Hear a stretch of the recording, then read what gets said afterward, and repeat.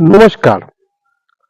আজ আমি প্রিপোজিশনের একটা গুরুত্বপূর্ণ ব্যবহার সম্পর্কে আলোচনা করব। কম্পাউন্ড প্রিপোজিশনের একটা গুরুত্বপূর্ণ ব্যবহার সম্পর্কে আলোচনা করব। যে শব্দ নাউন বা প্রোনাউনের আগে বসে বাক্যের অন্যান্য শব্দের সাথে নাউন বা প্রোনাউনে একটা সম্পর্ক স্থাপন করে তাকে প্রিপোজিশন বলে। প্রিপোজিশনে অনেকগুলো ভাগের মধ্যে একটা গুরুত্বপূর্ণ ভাগ হলো কম্পাউন্ড প্রিপোজিশন। একটা প্রিপোজিশন এবং আরো অন্যান্য শব্দ যুক্ত হয়ে যখন একটা নতুন প্রিপোজিশন গঠন করে তাকে কম্পাউন্ড প্রিপোজিশন বলে। আজ আমি বিসাইডস এই প্রিপোজিশনটা সম্পর্কে আলোচনা করব। বাই এবং সাইডস এই দুটো শব্দ মিলে বিসাইডস প্রিপোজিশনটা গঠিত হয়েছে এবং এটা হলো একটা কম্পাউন্ড প্রিপোজিশন। বিসাইড শব্দের মানে হলো ছাড়া, উপরন্তু, ব্যতীত ইত্যাদি।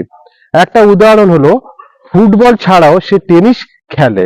Besides football he plays